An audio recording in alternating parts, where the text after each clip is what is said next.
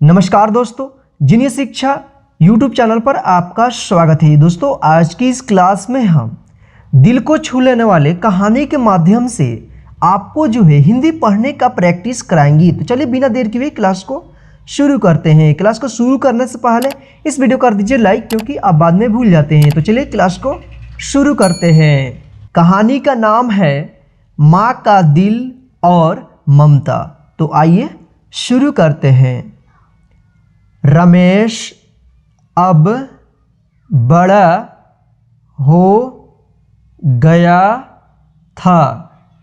पढ़ लिखकर अब उसकी एक अच्छी सी नौकरी एक शहर में भी लग गई थी।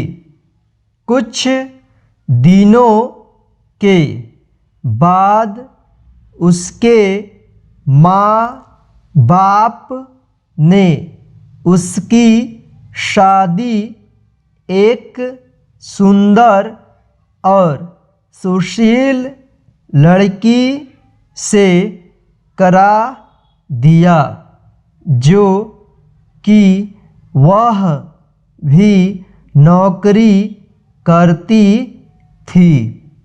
अब रमेश और पत्नी दोनों जॉब करते हुए एक साथ ही शहर में बस गए थे।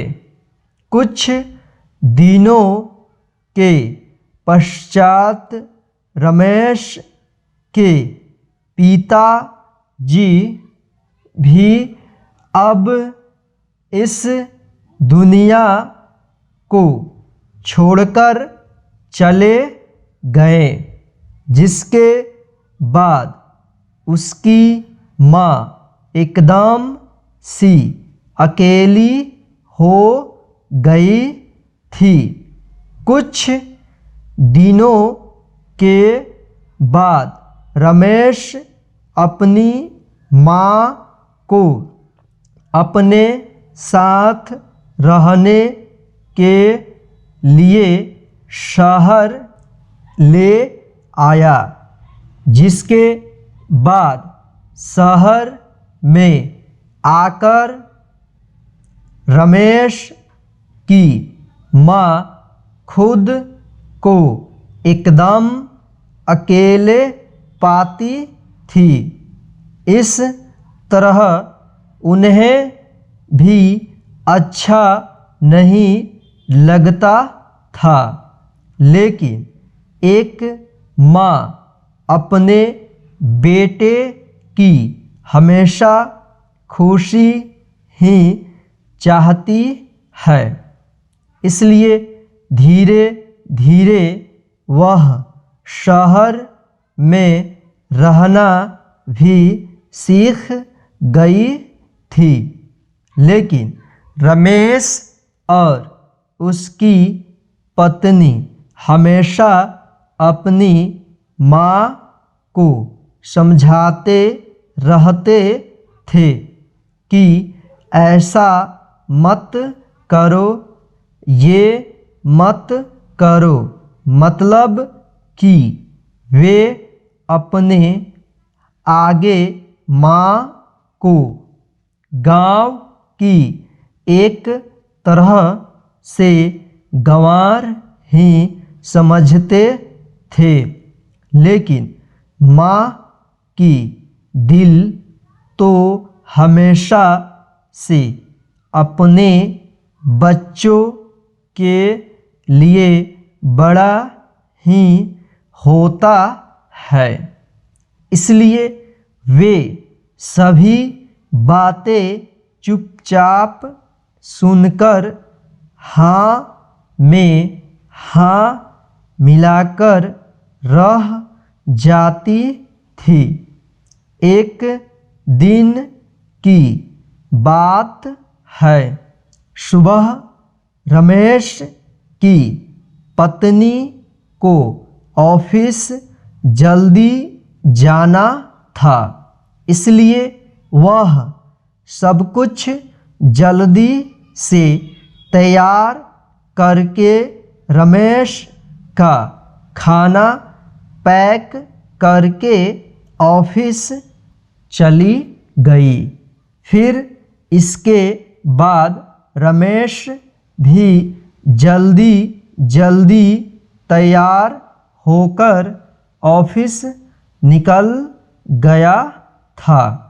फिर कुछ समय बाद रमेश की माँ ने देखा कि उसका बेटा तो खाने का लंच बॉक्स तो घर पर ही भूल गया है। तो माँ ने बिना देर करते हुए फटाफट ऑफिस पहुँच गई और पास में एक कुर्सी पर बैठ गई, क्योंकि कंपनी में बाहर के व्यक्तियों को अंदर जाने के लिए मना था। फिर बेटे को दिक्कत ना हो इसलिए फ़ोन न करके मैसेज किया, लेकिन रमेश अपने काम में बिजी था, इसलिए माँ के मैसेज पर ज़्यादा ध्यान ना दिया। लेकिन उसकी माँ बाहर कब से उसका इंतज़ार कर रही थी। इस तरह कई घंटे बीत गया और इस बीच कई मैसेज भी किया, लेकिन रमेश का कोई उत्तर नहीं आ रहा था। इस तरह रमेश की माँ को चिंता होने लगी थी, लेकिन रमेश अपनी माँ के कई मैसेज आने के बाद वह अंदर ही अंदर खूब गुस्सा होने लगा था। आज तो उसने तय कर लिया था कि आज घर जाकर माँ को खूब अच्छे तरह से समझा देगा कि यह उसका गांव नहीं है जो कुछ भी मनमानी करती रहेगी। और इस तरह शाम हो गया। अब रमेश घर जाने के लिए कंपनी के बाहर निकला तो देखा उसकी माँ तो यहीं खड़ी है, जिसे देखकर उसका गुस्सा अब 7वें आसमान पर था और बिना कुछ पूछे ही अपनी माँ को डांट फटकारने लगा कि पहले तो घर में खाली बैठे बैठे मैसेज से परेशान करती रहती है, और अब तो उसके कंपनी में भी आ गई है। आखिर उनका यह गांव नहीं है जो मनमानी करती रहेगी। यह सुनकर रमेश की माँ ने खाने का टिफिन रमेश की ओर आगे बढ़ा दिया, जिसे देखकर रमेश को अब समझते हुए देर ना लगी कि वह अपना खाना भूल गया था, जिसे माँ ने उसे देने के लिए यहाँ आई थी। इसके बाद रमेश की माँ बोली, बेटा भले ही तुम बड़े हो गए हो, बड़े शहर में रहने लगे हो, भले ही अच्छे बुरे की ज़्यादा समझ आ गई हो, लेकिन मेरे लिए आज भी मेरे कलेजे का टुकड़ा ही हो, जिसे मैंने बचपन से लेकर आज तक पालते हुए आ रही हूँ। रमेश की अब आंखें खुल चुकी थी कि आखिर उसकी माँ उसकी परवाह करते हुए खाना लेकर आई थी, जिसे वह बिना सोचे समझे अपनी माँ को ही डांटे जा रहा था। अब वह अपने किए हुए पर बहुत पछतावा कर रहा था, जिसे देखकर माँ ने उसे एक बार फिर से अपने गले लगा लिया और इस तरह रमेश अब आगे से खुद को माँ के लिए बदल लिया था।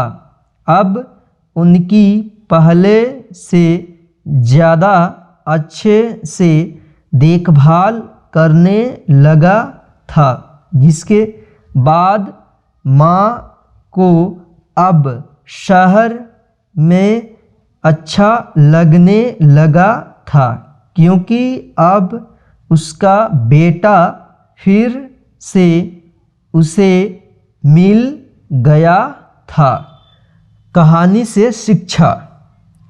इस कहानी से यही शिक्षा मिलती है कि एक तरफ जहाँ हम पढ़ लिखकर खुद को ज़्यादा ही समझदार समझने लगते हैं, जिससे जाने अनजाने में माता पिता के बातों को गलत साबित करने में लग जाते हैं। लेकिन हम सभी यह भूल जाते हैं, जिस माँ बाप ने अपने बच्चों के खुशियों के लिए अपनी खुशियों का त्याग कर दिए हो, वो भला माँ बाप अपने बच्चों का कैसे बुरा कर सकते हैं। हर माँ बाप की यही इच्छा होती है कि उनके संतान उनकी बुढ़ापे की लाठी बने, लेकिन विकास की अंधी दौड़ में हम सभी अपनी मूलों को भूलते जा रहे हैं, जो कि बहुत ही शोचनीय है। अगर हमारे माँ बाप हमें पाल सकते हैं तो हम उन्हें बुढ़ापे में क्यों नहीं पाल सकते हैं। यही तो हर माँ बाप की इच्छा होती है। तो आप सभी अपने माँ बाप के उम्मीदों पर ज़रूर खरे उतरें। तो दोस्तों आज के इस दिल को छू लेने वाले कहानी में बस इतना ही। मुझे तो कहानी बहुत ही अच्छी लगी है और मेरे दिल को छू ली है, और आप कमेंट करके जरूर बताइएगा आपको ये कहानी कैसे लगी है। और इस वीडियो को लाइक करके अपने सभी दोस्तों को शेयर कर दीजिएगा, ताकि वे भी अपने माँ बाप के अच्छे तरीके से समझे और उनको ज़्यादा से ज़्यादा खुशियाँ दे। और चैनल पर पहली बार विजिट करना है तो नीचे दिए गए लाल बटन को दबाकर चैनल को सब्सक्राइब कर लीजिए, ताकि इसी प्रकार की नॉलेजेबल वीडियो का नोटिफिकेशन आपके मोबाइल पर मिलता रहे। जय हिंद, फिर मिलते हैं हम नेक्स्ट हिंदी की क्लास में।